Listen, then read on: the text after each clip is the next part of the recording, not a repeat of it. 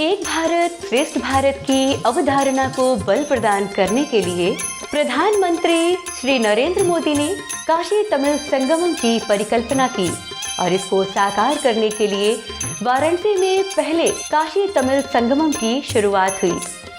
16 नवंबर 2022 से 16 दिसंबर 2022 तक चलने वाले इस कार्यक्रम का औपचारिक उद्घाटन माननीय प्रधानमंत्री श्री नरेंद्र मोदी ने 19 नवंबर 2022 को किया था।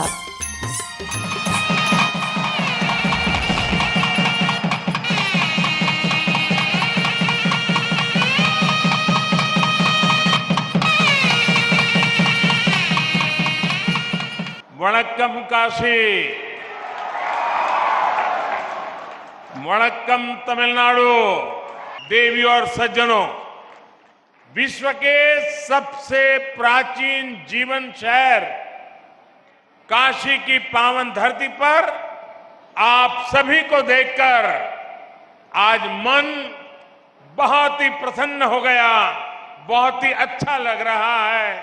मैं आप सभी का महादेव की नगरी काशी में काशी तमिल संगमम में हृदय से स्वागत करता हूं।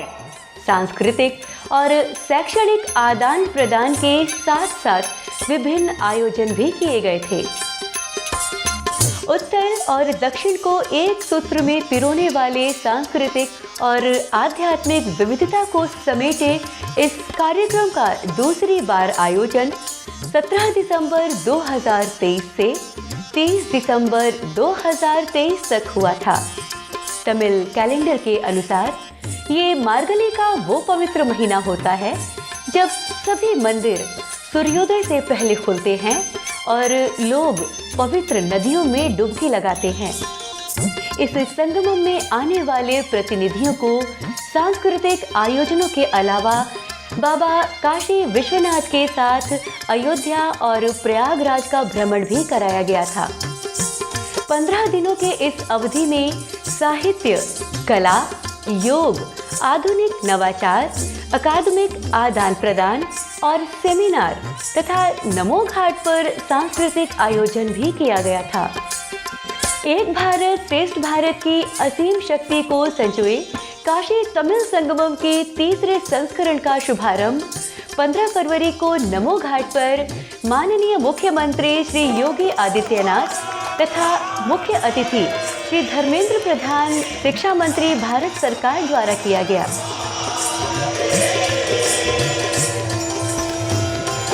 इस बार का ये कार्यक्रम महाकुंभ के महत्व, अगस्त्य ऋषि की चिकित्सा पद्धति, तमिल साहित्य एवं राष्ट्र के सांस्कृतिक एकता में उनके योगदान पर समर्पित है। इस अवसर पर राज्य मंत्री सूचना एवं प्रसारण तथा संसदीय कार्य मंत्री भारत सरकार डॉक्टर एल मुरुगन सहित प्रदेश के कई मंत्री, उच्चाधिकारी तथा अन्य गणमान्य लोग उपस्थित थे।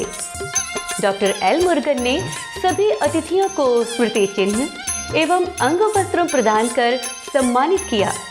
तत्पश्चात डॉक्टर एल मुरुगन ने तमिल में सभी आगंतुकों का स्वागत करते हुए कहा, காசி பெரியவர்கள், தமிழகத்திலிருந்து வருகை வந்திருக்கின்ற மாணவ செல்வங்கள், ஆசிரியர்கள், எழுத்தாளர்கள்,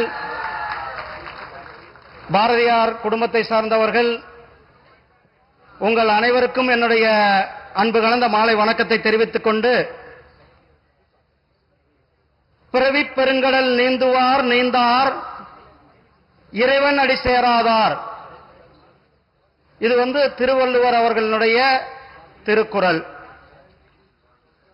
இறைவனின் திருவடியை சேர்ந்தவர்களே பிறவிப் பெருங்கடலை கடப்பார்கள், சேராதவர்கள் கடக்க இயலாது என்று ஐயன் திருவள்ளுவர் நமக்கு उणर्तुகிறது। इस अवसर पर कुछ महत्वपूर्ण कृतियों का विमोचन किया गया, जिससे आने वाली पीढ़ियां भारत की संस्कृति, परंपरा और ज्ञान की जानकारी प्राप्त कर सके।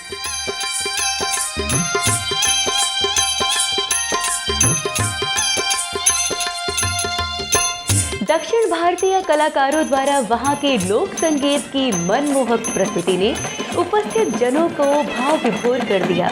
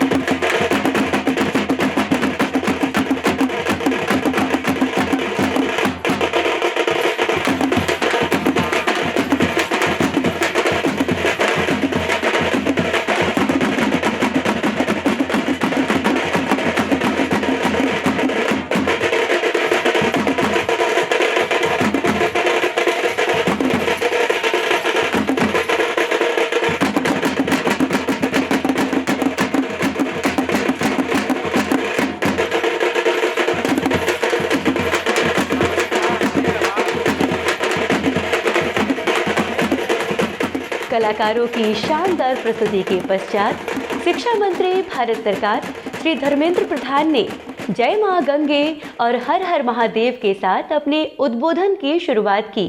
जय मां गंगे, हर हर महादेव। भगवान विश्वनाथ जी की इस पवित्र नगरी काशी में मैं तमिलनाडु से आए हुए हमारे सभी प्रतिनिधि तथा आज की समारोह में उपस्थित सभी महानुभावों को हार्दिक स्वागत करता हूं। माननीय शिक्षा मंत्री के उद्बोधन का तमिल अनुवाद भी साथ साथ चल रहा था, जिससे उपस्थित तमिल प्रतिनिधि इसको समझ सके। प्रयागराज की महाकुंभ 144 साल के बाद हम सभी की जिंदगी में एक सौभाग्य लेके आया है।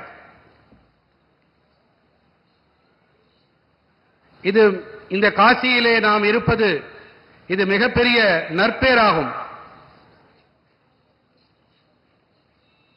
प्रधानमंत्री श्री नरेंद्र मोदी जी की विशेष आग्रह रहा।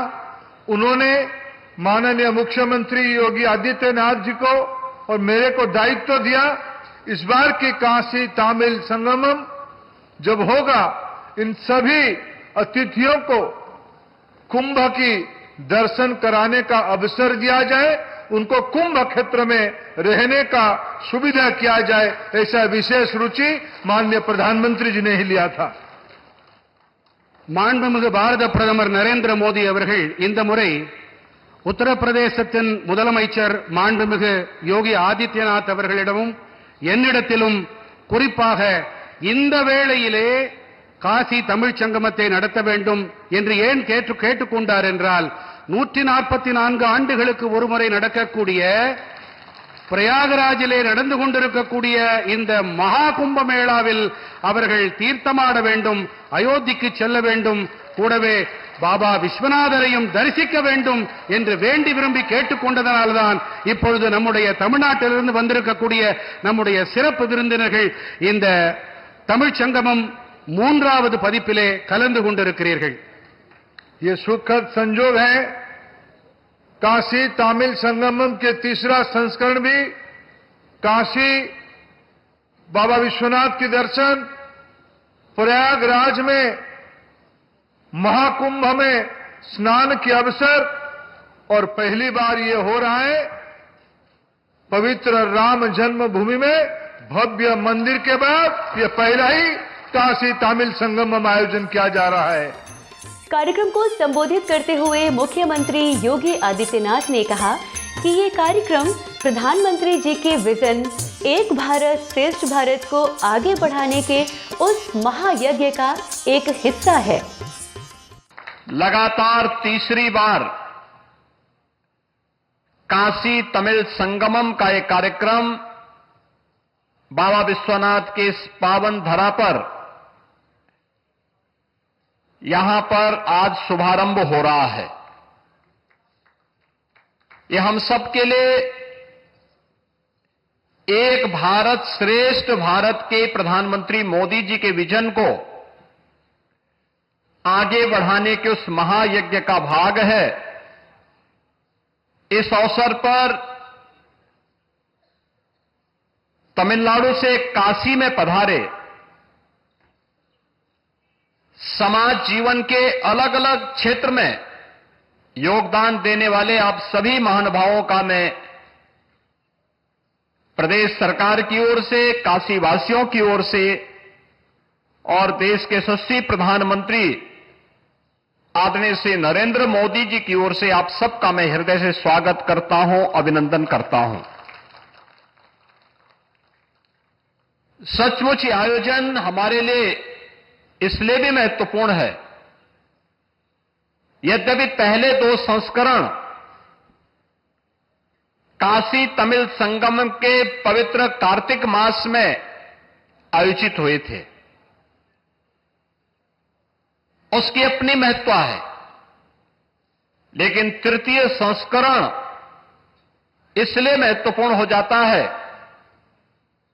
कि दुनिया का सबसे बड़ा आध्यात्मिक और सांस्कृतिक आयोजन महाकुंभ प्रयागराज वर्तमान में प्रयागराज की धरती में चल रहा है और तमिलनाडु से आए हुए आप सभी बहनों और भाइयों को महाकाशी के साथ साथ प्रयागराज में और प्रयागराज के बाद 500 वर्षों का इंतजार समाप्त करके रामलला का अयोध्या में विराजमान हुआ है।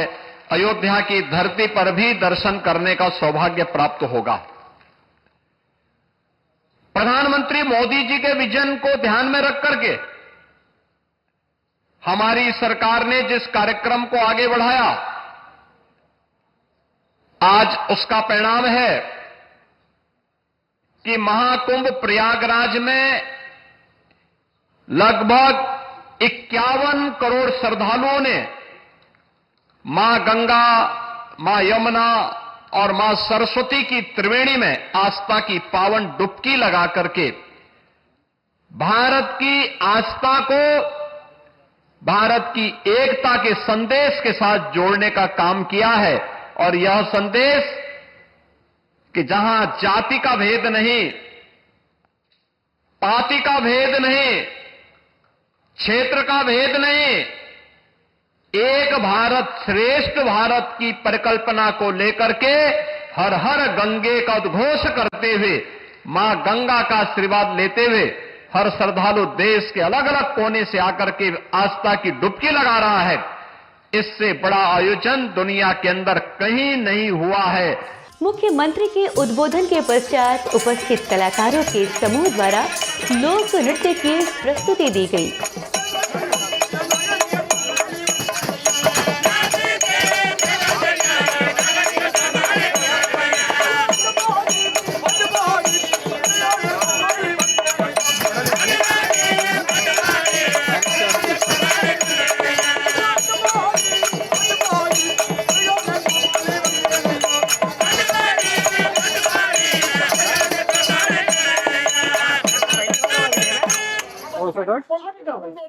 அந்த மகனான துரியோதன மூர்த்திக்கு என் தமிழ் என் மகளான என் தங்கையான சுபத்தை திருமணம் செய்து கொடுக்க நிச்சயதார்த்தம் செய்து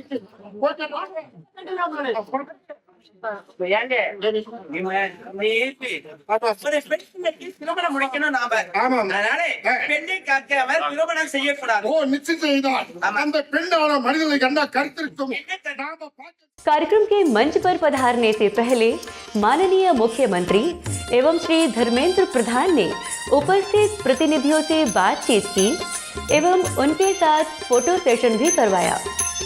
कार्यक्रम में एक भव्य चित्र प्रदर्शनी भी लगाई गई है, जिसमें उत्तर और दक्षिण से जुड़ी तमाम महान विभूतियों के बारे में बताया गया है।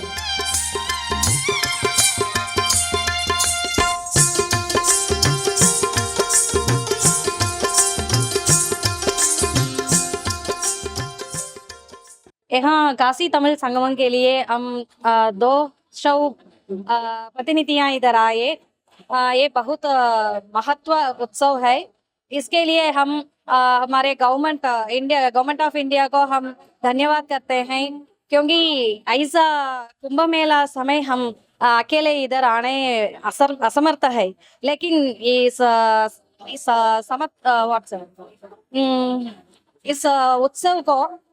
उत्सव में हम भी इधर आने तो गवर्नमेंट ही मोदी जी ही हमारे इधर बुलाया है।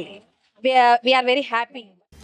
भारतीय भाषाओं के बहुआयामी महत्व को समझने के लिए एक पुस्तक प्रदर्शनी भी लगाई गई है। यहाँ की पुस्तकों से भारतीय भाषाओं को सीखा जा सकता है।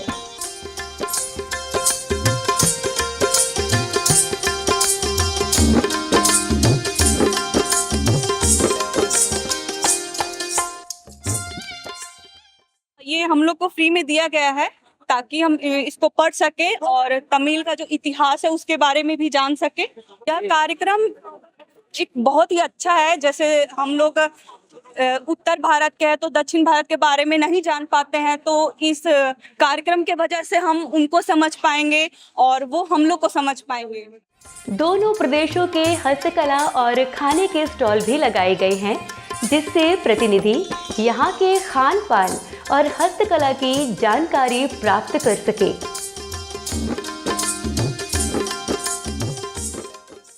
प्रधानमंत्री नरेंद्र मोदी द्वारा तमिल काशी संगम जो बनाया गया है, इसमें सबसे बेसिक ये मुद्दा होता है कि जो तमिल की जो चीजें होती हैं, यानी साड़ियाँ हो गया या तो हैंडीक्राफ्ट हो गया, वहाँ का हैंडीक्राफ्ट और बनारस का जो हैंडीक्राफ्ट होता है, जैसे बनारसी जरी हो गई, वीविंग की साड़ियाँ हो गई, ये दोनों लोगों का कम्युनिकेशन स्टॉल लगाया गया है, जिससे ये बताया गया है कि वहाँ का जो कल्चर है, वहाँ का क्या कल्चर्स होता है और अपने बनारस का जो कल्चर होता है वो कल्चर क्या होता है। जैसे वहाँ का तमिल में जो होता है कि तमिल की साड़ियाँ जो होती है बॉर्डरलेस, छोटे बॉर्डर की साड़ी बनाई जाती है, जिसको हम लोग कांचीवरम साड़ी के नाम से जानते हैं। और बनारस में जो साड़ियाँ बनती है, बनारस में भी अलग अलग तरीके की साड़ियाँ बनती है, जैसे तसर की साड़ी हो गई, रेशम की साड़ी हो गई, कतान की साड़ी हो गई, डुप्लिन की साड़ी हो गई, और बहुत सारी वैरायटीज की साड़ियाँ बनती है। इसमें ये होता है कि अलग अलग रेंज के हिसाब से हम लोग उसको बना के बेचते हैं।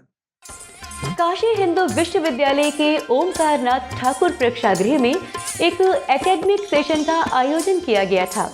पधारे प्रतिनिधियों ने इस सेशन में भाग लिया। वाराणसी के कई कवित्रियों एवं साहित्यकारों ने भी इस कार्यक्रम में अपनी उपस्थिति दर्ज कराई। यहाँ पर इस कार्यक्रम में एक साहित्य के प्रतिनिधि की तरह मैं यहाँ उपस्थित हूँ। यह उत्तर और दक्षिण भारत के समन्वय का एक सार्थक प्रयास है, संवाद कह लीजिए, क्योंकि हमारी जो दक्षिण भारत की परंपरा है वह भी बहुत समृद्ध है, सांस्कृतिक, साहित्यिक, जहाँ देशभक्त कवि सुब्रमण्यम भारती उल्लेखनीय कवि हैं।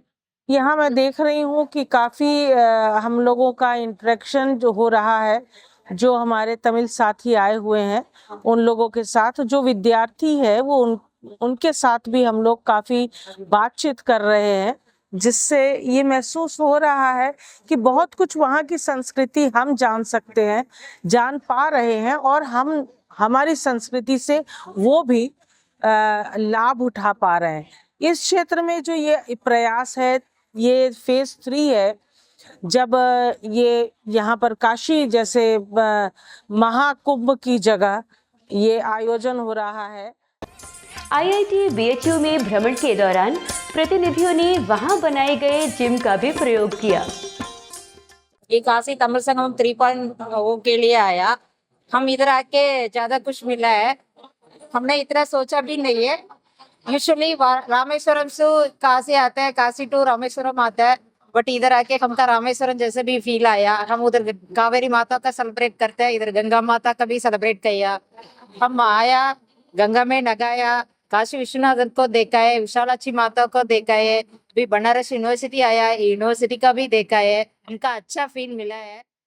कार्यक्रम के मूल उद्देश्यों पर प्रकाश डालते हुए अपर सचिव उच्च शिक्षा विभाग, शिक्षा मंत्रालय, भारत सरकार, श्री सुनील कुमार बर्नवाल ने बताया, जो मुख्य कल्चरल सेंटर्स हैं तमिलनाडु और काशी, इसको एक तरह से जोड़ने का कार्य कर रहा है और इसके साथ बहुत बड़ा कनेक्टिविटी और नॉलेज का एक तरह से कनेक्शन है। दोनों ही जो कल्चरल सेंटर्स हैं बहुत ही प्राचीन समय से ही जुड़े हैं। इसे रिकनेक्ट करने, रीएस्टैब्लिश करने का प्रयास किया जा रहा है। इस कार्यक्रम के दौरान 1200 लोग तमिलनाडु और तमिल ओरिजिन के लोग काशी, प्रयागराज और अयोध्या का भ्रमण करेंगे। काशी तमिल संगमम के सचिव BS सुब्रमण्यम मणि ने अगस्त्य मुनि के बारे में बताया। महर्षि अगस्त्य जो काशी के थे वो दक्षिण भारत गए और उन्होंने द्रविड़ भाषा के लिए अनेक काम किए और द्रविड़ भाषा को उन्होंने बनाया। जिस तरह उत्तर भारत में संस्कृत का महत्व है उसी तरह दक्षिण भारत में तमिल का महत्व है। तमिल भाषा के बारे में हमें रामायण काल से उसका उदाहरण मिलता है। यह तमिल संगम का कार्यक्रम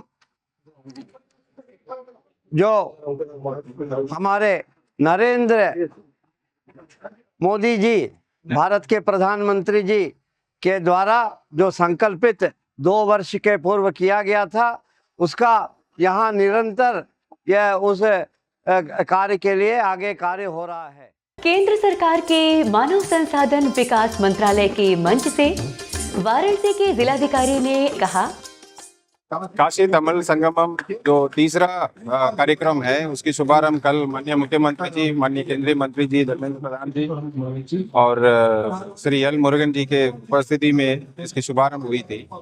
इसका मुख्य उद्देश्य माननीय प्रधानमंत्री जी का एक भारत श्रेष्ठ भारत के तहत पूरे भारतवर्ष सांस्कृतिक रूप से जुड़े हुए हैं, उसी के क्रम में उसकी जानकारी देने, उसको और मजबूत करने के लिए ये कार्यक्रम की आयोजन की जा रही है, जिसमें लोग यहाँ आके जो संस्कृति से जुड़े हुए ऐसे जो जगहों पे काशी विश्वनाथ मंदिर, विशालाक्षी मंदिर, अन्नपूर्णा मंदिर और सभी मंदिरों का दर्शन के साथ साथ इसकी भी जानकारी करेंगे। और जो ग्रुप आ रहे हैं उन्हीं का जो काशी का जो ग्रुप है, काशी में जो ग्रुप है उनके साथ भी इंटरेक्शन भी है, ताकि लोगों के बीच में जो संबंध है वो और मजबूत हो सके। काशी तमिल संगमम संगीत, साहित्य और कला के अनमोल खजाने की विरासत और संस्कृति एवं ज्ञान का अद्भुत समागम है।